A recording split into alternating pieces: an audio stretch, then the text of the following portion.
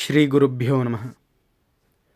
సదాశివసమారంభాం శంకరాచార్యమధ్యమాం అస్మదాచార్యపర్యంతాం వందే గురు పరంపరాం. ఒకసారి ఒక భక్తుడు పరమాచార్య స్వామి వారి వద్దకు వచ్చి తన బంధువు ఒకరు ఆసుపత్రిలో కోమాలో ఉన్నాడని, వైద్యులు ఇక ఏమీ చేయలేమని తేల్చేశారని బావురుమన్నాడు. తమ అసలు స్వరూపం ఏంటో తెలియడానికి ఇష్టపడిన మహాస్వామివారు తేనంబాక్కం దేవాలయానికి వెళ్ళమన్నారు. తేనంబాక్కం దేవాలయానికి వెళ్ళి విభూతి ప్రసాదాన్ని తీసుకొని మరలా ఇక్కడికి రా అని ఆదేశించారు ఆ భక్తునితో. ఆ భక్తుడు ఆలయానికి వెళ్ళగా అప్పటికే ఆలయం తలుపులు వేసి ఉండడంతో విభూతి ప్రసాదం ఇవ్వడానికి అర్చకులు ఎవరూ లేకపోవడంతో అతను చాలా నిరాశపడ్డాడు. దిగాలుగా తిరిగొచ్చి స్వామివారి ముందు నిలబడ్డాడు. స్వామివారికి అంతా వివరించిన తర్వాత, సరే, చుట్టూ ఉన్న ప్రాకారంలో ఎవరైనా భక్తులు ఉంచిన విభూతి కానీ కుంకుమ కానీ తీసుకునిరా అని మళ్ళీ చెప్పారు మహాస్వామి. ఆ భక్తుడు మరలా దేవాలయానికి వెళ్ళాడు, కానీ ప్రాకారం మొత్తం ఎక్కడ చూసినా ప్రసాదం కనబడలేదు ఆ రోజు. ఇదే ఆశ్చర్యకరమైనటువంటి విషయం అనుకుంటే, పరమాచార్య స్వామి వారు మాకు కలిగించబోయే ఆశ్చర్యం ఇంకా పెద్దది.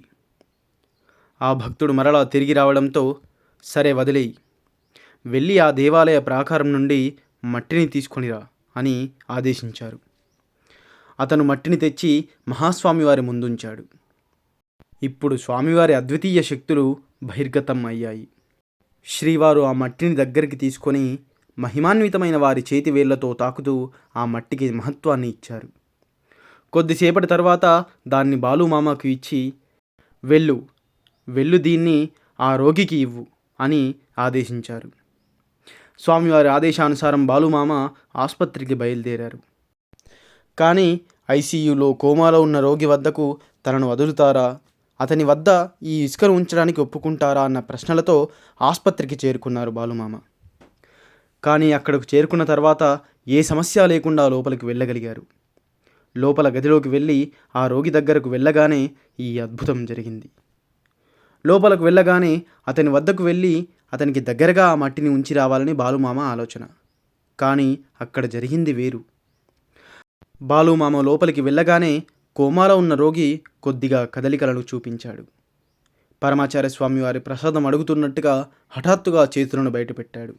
ఆ స్థితి చూస్తే అతనే లేచి, అది పరమాచార్య స్వామి వారి ప్రసాదమా, దయచేసి ఇవ్వండి అని అడుగుతాడేమో అనుకున్నారు బాలుమామ. బాలుమామకి చాలా ఆశ్చర్యం వేసింది.